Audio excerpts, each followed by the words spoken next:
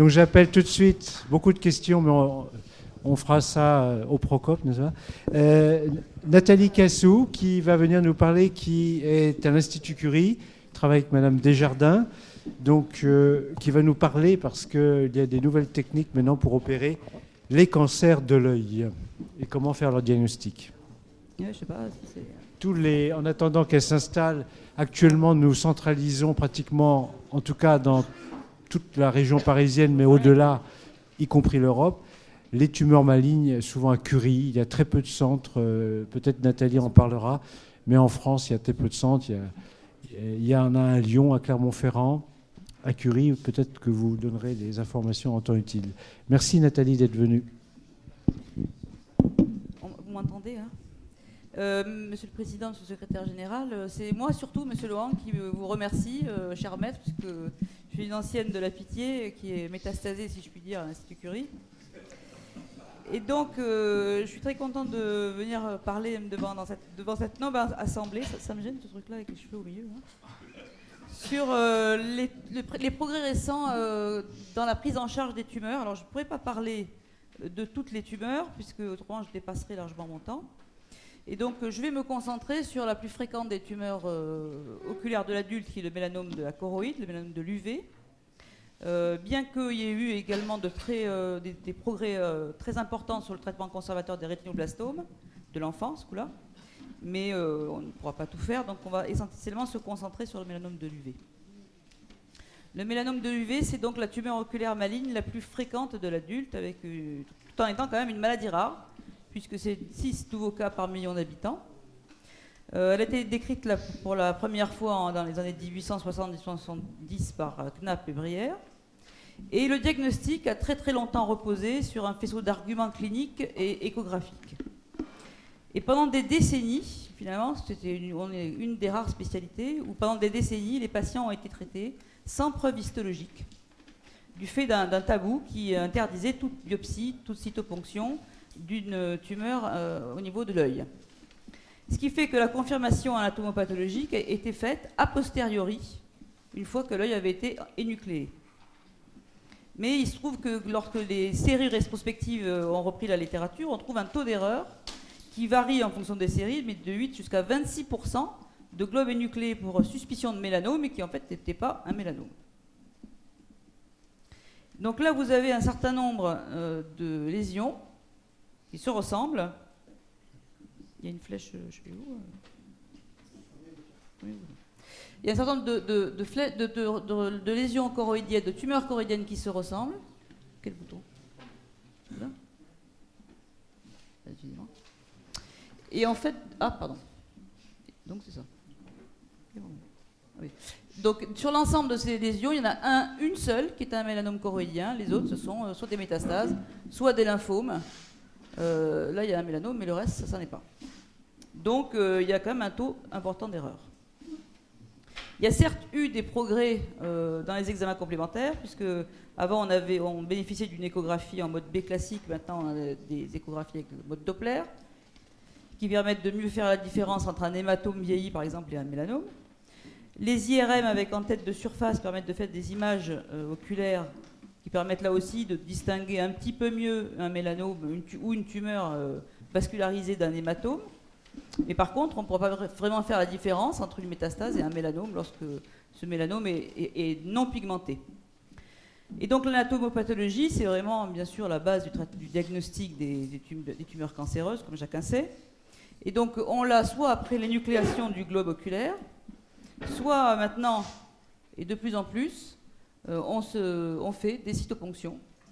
Alors ces cytoponctions sont faites soit par voie transsclérale, c'est-à-dire à partir de l'extérieur vers la tumeur, avec des aiguilles de fines, 25-27 gauges, ou bien par voie transvitréenne, avec soit des aiguilles, soit un vitréotome, 25 gauges, voire 27 gauges maintenant qu'on a un vitréotome 27 gauges. L'avantage de ce petit vitréotome, c'est qu'on va avoir une petite carotte de tissu, alors qu'en aiguille, on n'est qu'en cytoponction, et donc on n'a que de la cytologie, on n'a pas d'histologie. Et puis on peut également faire des biopsies, soit par voie transsclérale, là pareil, soit par voie transvitréenne. Donc ici, un exemple de décodoplaire. Donc vous voyez ici, c'est un hématome, ici c'est un mélanome. Le mélanome est richement vascularisé. L'hématome, lui, il y a un petit néovaisseau ici, mais tout le reste de la lésion est avasculaire. Mais cependant, sur cette néovascularisation, j'ai dit mélanome, mais ça pourrait être une métastase, ça pourrait être une autre tumeur, d'une autre origine, on ne peut pas, bien entendu. On peut juste dire que c'est probablement tumoral. Même chose en IRM, où on a ici en IRM une tumeur qui se rehausse avec le gadolinium, alors que l'hématome va avoir un hypersignal spécifique à cause des globules rouges, mais ne se rehaussera pas. Mais c'est pareil, sur l'IRM, on sait que c'est une masse tumorale, mais on ne pourra pas pour autant en établir définitivement l'origine histologique. Les prélèvements biopsiques que l'on fait actuellement n'ont pas qu'un intérêt diagnostique, ils ont également un intérêt dans l'établissement du pronostic. Le mélanome de l'UV, c'est une tumeur qui a globalement, si on prend toute tumeur, toute taille confondue, un risque global de 50% de métastases à 5 ans. Ce sont des métastases qui sont à 80% des métastases hépatiques, puisque la tumeur intraoculaire n'a pas de drainage lymphatique, il n'y a pas de relais ganglionnaire. Les cellules tumorales passent directement dans la circulation sanguine et le premier filtre qu'ils rencontrent est le foie. Et le risque de métastase a donc longtemps reposé sur un ensemble de critères, des critères cliniques et des critères histologiques quand on a évidemment l'œil une fois qu'il a été énucléé. Mais on a récemment montré que le risque de métastase, en réalité, il est surtout lié au profil génomique et aux mutations dans les cellules tumorales. Donc ici, vous avez les facteurs classiques de risque de métastase, qui étaient donc le diamètre de la tumeur. Donc plus le diamètre est grand, plus le risque de métastase est élevé. L'envahissement du corps ciliaire, la tumeur qui s'extériorise à l'extérieur de l'œil, donc avec une extériorisation extrasclérale. Le type histologique, il y a deux types en fait, il y a des cellules épithéloïdes et des cellules fusiformes. Les cellules épithéloïdes étant un peu plus agressives que les cellules fusiformes. En histologie, les boucles vasculaires sont aussi un facteur de risque de métastase. L'index médotique élevé, mais tous ces paramètres cliniques ou histologiques sont écrasés par la génomique des cellules tumorales. Ici, je vous montre les différents profils génomiques de différents mélanomes. Ici, vous avez un mélanome à haut risque de métastase. Ce sont des mélanomes qui ont perdu le chromosome 3, un des deux chromosomes 3, et qui ont gagné un chromosome 8. Lorsqu'il n'y a aucune modification du chromosome 3 ni du chromosome 8, on est dans un bas risque de métastase. Et lorsque on a soit perdu le chromosome 3, soit gagné le chromosome 8, on est dans un risque intermédiaire. Et vous voyez ici sur cette courbe de survie qu'à Curie on a récemment publiée, que les patients qui sont à bas risque de métastase, et ce, quelle que soit la taille de leur tumeur, n'ont qu'à environ 20% de métastase à 5 ans. Alors que les tumeurs de haut risque ont plus de 80% de métastase à 5 ans. Donc c'est un intérêt quand même très important. Le profil mutationnel, on a découvert également assez récemment que les mélanomes de l'UV n'ont absolument pas du tout le même profil de mutation que les mélanomes cutanés ou des muqueuses. Ce mélanome a quelques mutations initiatrices, soit sur le gène GNAQ, soit sur le gène GNA11, qui sont mutuellement exclusives. Une mutation de mauvais pronostic sur le gène BAP1 et des mutations de bon pronostic sur SF3B1 et EIF1AX. Ce profil d'expression génétique il a été mis en place un classifieur aux États-Unis qui utilise ce profil d'expression génétique et qui va lui aussi classer les patients en haut risque, classe 2 de métastase, et bas risque, classe 1 de métastase. Le problème de ce classifieur, c'est que lorsque les Américains ont publié ce classifieur, ils l'ont breveté. Et donc, si vous voulez connaître votre pronostic à partir de l'expression des gènes, vous êtes obligé de passer par la start-up américaine qui coûte la bagatelle de 1 000 € pour le diagnostic. Alors que nous, avec la CGHRE, on fait exactement la même chose, on a les mêmes résultats d'un point de vue qualité du pronostic, mais pour 200 €, et puis qui ne va pas dans nos poches, puisqu'on n'a pas breveté quoi que ce soit. Donc les différentes techniques de ponction et de biopsie, je reviens assez vite, donc à l'aiguille fine, transclérale ou transvitréenne, ou bien au vitréotome. Je vous dis que l'avantage du vitréotome, avec maintenant des vitréotomes qui font 27 gauges, donc c'est vraiment des vitréotomes très très très très fins, permettent de faire quand même des petites carottes de tissu tumoral, donc ça permet d'avoir une meilleure histologie que la simple cytologie. Alors pourquoi établir un pronostic? C'est une bonne question, parce que la maladie métastatique, lorsque le malade est métastatique, il est dans une moyenne de survie de 6 mois. Il n'y a à l'heure actuelle aucun traitement curatif de la maladie métastatique. Tous les malades d'aujourd'hui meurent. Néanmoins, ça permet de rassurer les patients bas risque. Parce que même s'ils ont une volumineuse tumeur, on peut leur dire, finalement, ils ont un risque de métastase relativement faible.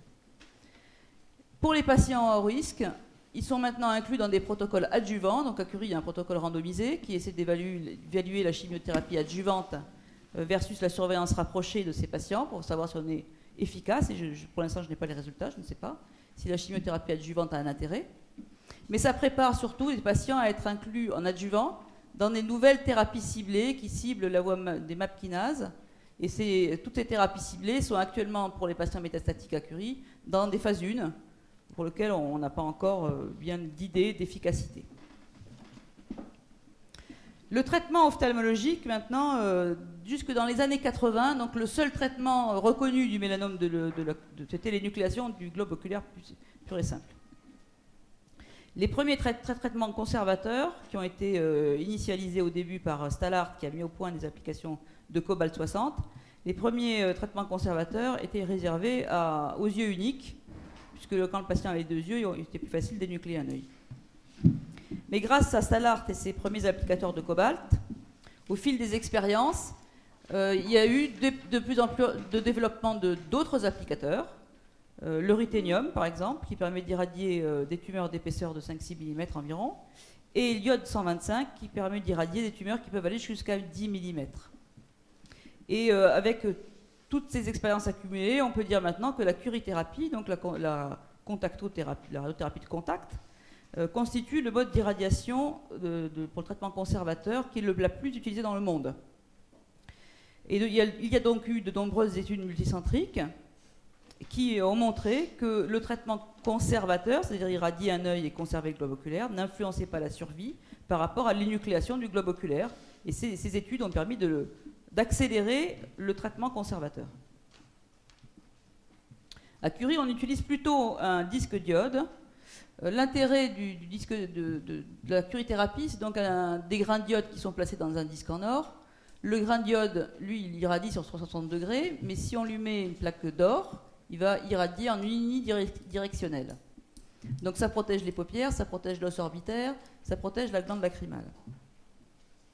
Inconvénient du disque diode, c'est que pour délivrer le mélanome, c'est radiorésistant. Donc si on veut tuer toutes les cellules tumorales, il faut appliquer 90 degrés au sommet. Ce qui fait que l'irradiation est inhomogène et on a une surirradiation de la base. Et donc si on veut irradier une tumeur qui fait 10 mm, on va être extrêmement en surdosage au niveau de la base, donc de la sclère, et on risque des perforations et des nécroses sclérales. Il reste quand même des indications pour les disques diodes qui sont des petites tumeurs antérieures ou des tumeurs qui sont projetées sous la glande lacrymale. Je vais vous dire dans quelques instants pour quelles raisons. En 1975, donc à Boston, il a été développé une irradiation externe avec des particules lourdes accélérées qui sont donc les protons. Il y a eu quelques essais avec l'hélium. En 1984, la Suisse s'est équipée d'un accélérateur de protons. Et depuis 1991, la France est équipée de 2 accélérateurs de particules lourdes, un à Nice et un à Curie-Orsay. Donc l'irradiation par faisceau de protons pour ces mélanomes de la choroïde, ça permet une précision thérapeutique au millimètre près. C'est une irradiation donc, qui est une irradiation externe, un seul faisceau, et ça protège les autres structures oculaires. Pour faire une irradiation par proton, il faut que cette tumeur-là, il faut qu'on puisse la cibler. Donc pour qu'elle soit ciblée, il faut d'abord faire une chirurgie pour poser des clips de repérage. Donc on va mettre des clips autour de la base de la tumeur. Ensuite, on fait un certain nombre de mesures et un logiciel qui s'appelle iPlan va modéliser la tumeur en 3 dimensions dans un œil modélisé également. Et il sera délivré 60 degrés en 4 fractions, 4 jours d'affilée. Donc pour la pose des clips, on va transilluminer avec une lumière froide le globe pour avoir la projection de la base de la tumeur. On va placer des clips de tantale suturés à la sclère et ensuite les physiciens pourront avoir leur target, leur cible à viser. Ensuite, les patients, on leur fabrique un masque thermoformé. Ils sont installés sur une chaise motorisée sur plusieurs axes. La tête est fixée avec des écarteurs à paupières pour protéger les paupières au maximum. Et un physicien surveille en permanence la position de l'œil. Puis, dès qu'il lâche la fixation, il arrête immédiatement le faisceau. Les résultats, ça permet d'avoir donc une très bonne réponse avec une protection, alors pas toujours complète, bien entendu, hein, des structures comme le nerf optique et la macula, parce que lorsque la tumeur est proche de la macula et du nerf optique, il est difficile complètement de les éviter. Mais les résultats, en termes de résultats, la cohorte de Curie représente maintenant plus de 5000 patients. Le contrôle local de la tumeur, c'est 96%. Il y a donc environ 4% de rechute locale. Les complications locales, elles peuvent être graves, puisqu'on peut avoir des exsudations importantes, des décollements de rétine, des glaucomes néovasculaires, et la fréquence de ces complications, elle est conditionnée à la taille, et en particulier à l'épaisseur de la tumeur irradiée. Et ces complications, elles conduisent à l'énucléation secondaire d'un œil qu'on voulait conserver. Donc c'est un peu décevant. Un exemple de complication d'une très grosse exsudation avec décollement de rétine sur une tumeur choroïdienne qui doit se situer quelque part par là. Et vous voyez sur cette courbe que le glaucome néovasculaire, il apparaît surtout pour les tumeurs qui font plus de 7 mm d'épaisseur, et que c'est relativement fréquent d'ailleurs sur les tumeurs qui font plus de 7 mm d'épaisseur. C'est pour ça qu'il a été développé des traitements complémentaires, notamment ce qu'on appelle l'endorésection, c'est-à-dire la résection chirurgicale de la cicatrice tumorale. Cette résection chirurgicale, elle avait été démarrée au départ par Peyman en 1998, donc ça fait quand même assez longtemps. Mais Peyman faisait cette intervention sans irradier le malade. Et donc il y a eu une telle rechute locale que la technique a été abandonnée. Puis elle a été reprise par le docteur Bechrakis à Berlin, puis D'Amato à Liverpool. Et Bechrakis a surtout pensé qu'il valait mieux faire les endorésections après avoir inactivé les cellules tumorales par irradiation. Et c'est qu'effectivement ce qu'on fait actuellement à Curie, c'est-à-dire qu'on irradie le malade d'abord, et ensuite on retire ce matériel tumoral qui se nécrose et qui va générer les complications. Donc ça concerne des tumeurs qui ont des bases plutôt étroites, mais qui peuvent être très épaisses. Et on a montré que ça réduisait de 80% le risque de glaucome néovasculaire et d'énucléation secondaire. Donc l'endorésection, elle est pratiquée donc, par une vitrectomie classique, conventionnelle, avec ce qu'on appelle à 3 voies, c'est-à-dire une voie d'entrée pour le fluide, une voie d'entrée pour s'éclairer et une voie d'entrée pour passer un appareil qui s'appelle le vitréotome, qui est une sorte de guillotine qui coupe et qui aspire en même temps. Donc on vitrectomise, donc on retire d'abord tout le vitré, ensuite on va brouter le tissu tumoral jusqu'à tout ce qu'on peut en enlever en tout cas. Ensuite on peut se mettre sous air ou sous décaline pour réappliquer des décollements de rétine éventuellement. On fait un barrage laser et on remplit l'œil d'huile de silicone le temps que ça cicatrise correctement, et puis ensuite 6 mois plus tard on retirera l'huile de silicone. Et donc sur cette courbe qui est très pâle, je suis désolée, mais cette courbe montre que pour l'intervalle sans glaucome néovasculaire, c'est-à-dire que ici c'est les patients qui ont des protons plus une endorésection, il y a très peu de glaucome néovasculaire, alors que les patients qui ont des protons seuls ou des protons plus éventuellement du laser ont un risque beaucoup plus important de développer un glaucome. Vous me faites confiance parce que je reconnais qu'on n'y voit pas grand-chose. Voilà un exemple en fait d'une tumeur volumineuse avant traitement. Et une fois qu'on a fait les protons et l'endorésection, donc on a dégagé le pôle postérieur, la rétine a un bel aspect. Ici on a une cicatrice colobomateuse où il reste un peu de pigment, mais ces cellules tumorales de toute façon ont été irradiées, donc on n'a pas plus de risque de rechute que si on ne faisait pas de chirurgie. Donc en conclusion, l'énucléation, c'est quand même considéré comme un échec pour un ophtalmologiste. Tous les efforts actuels sont dévolus à essayer de conserver le globe oculaire le plus possible, et si possible, la vision. Les nouvelles techniques chirurgicales permettent une meilleure conservation oculaire. C'est vrai pour le mélanome, c'est également vrai pour le rétinoblastome de l'enfant. Et puis également, les biopsies ont pris un grand essor. Et ces biopsies permettent de réduire les erreurs diagnostiques, de mieux établir des pronostics des patients pour leur permettre après de pouvoir bénéficier de thérapeutiques adjuvantes qui, on l'espère, auront une efficacité. Je vous remercie. Merci beaucoup Nathalie. Je vais passer tout de suite la parole à Jean-François Archalin qui va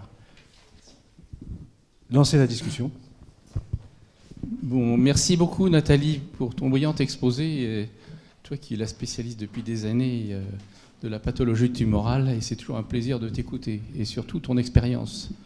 Je pense que je vais d'abord laisser la parole à nos collègues pour savoir s'ils ont des questions à poser, et je te poserai une ou deux questions ensuite.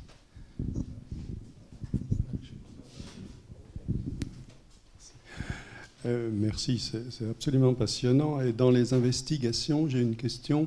Le rôle de l'IRM, c'est une question double, peut-être une mauvaise question, mais en même temps, vous avez parlé d'une chirurgie de repérage pré-irradiation, puis d'une chirurgie sur le reliquat ou la tumeur irradiée, ce qui fait 2 chirurgies.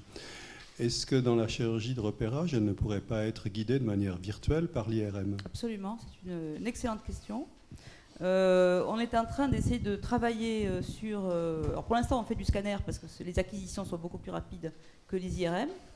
Mais effectivement, le problème que l'on a est essentiel, c'est qu'il y a une chirurgie supplémentaire, qui est la pose des clips. Il y a également la modélisation qui est aléatoire, parce qu'on modélise à partir de la longueur axiale, du volume tumoral mesuré en échographie, de la position des clips, mais on modélise un œil rond. Or, l'œil humain n'est pas rond. Il y a des yeux myopes, il y a des yeux hypermétropes, comme vous a montré Jean-Marc Ancel. Donc, du coup, on est obligé de faire une marge de sécurité de 2,5 mm pour combler cette incertitude. Et donc, actuellement, on travaille sur des acquisitions scanners pour essayer de modéliser la tumeur dans l'œil directement et de guider les protons via le scanner. Et peut-être qu'après, on travaille sur l'IRM qui est plus précise que le scanner. Mais c'est vrai que l'avantage du scanner, c'est que l'acquisition est quand même beaucoup plus courte. Mais c'est une question complètement d'actualité. Bien, il reprenait dans le même sens.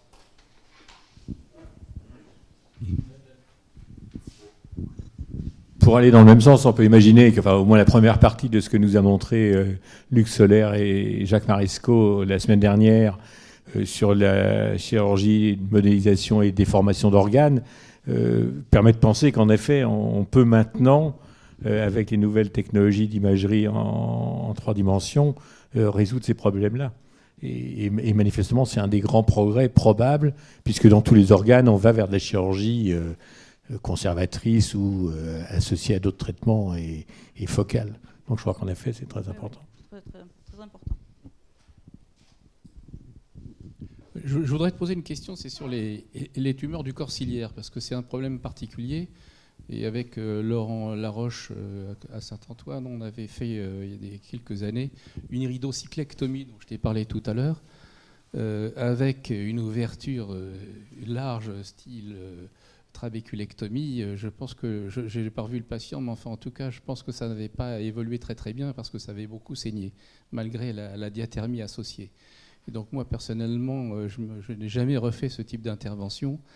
Et c'est pour ça que j'ai été très intéressé quand tu as parlé de la vitrectomie, c'est-à-dire par voie endoculaire, pour aller faire ces ablations.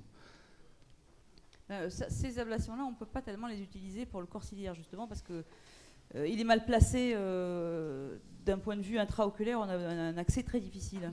Mais par contre, toutes ces interventions d'iridocyclectomie, j'en ai pratiqué quelques-unes, on les réserve à des cas vraiment très particuliers, parce que ça reste quand même des chirurgies très délabrantes. C'est plusieurs heures d'intervention, il faut faire des grands volets, il y a souvent des grosses complications.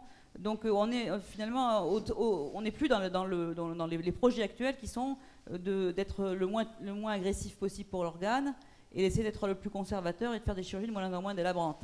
Donc ces grandes iridocyclectomies et ces grandes choroïdectomies sont à mon avis vouées à l'extinction parce qu'elles sont vraiment des chirurgies trop... Alors dans ce cas-là, est-ce que tu n'as pas intérêt à utiliser l'huile de silicone? Mais je l'utilise. Ah oui, non, mais je veux dire pour les iridocyclectomies, j'ai vu que tu l'utilisais là tout à l'heure. Mais quand c'est des interventions très délabrantes comme ça, ça crée un support interne, quoi. Mais non, si on a une petite tumeur, on peut faire une iridocyclectomie sans problème. À condition de ne pas aller ouvrir derrière, à condition de ne pas dépasser l'insertion rétinienne, sinon c'est le décollement de rétine.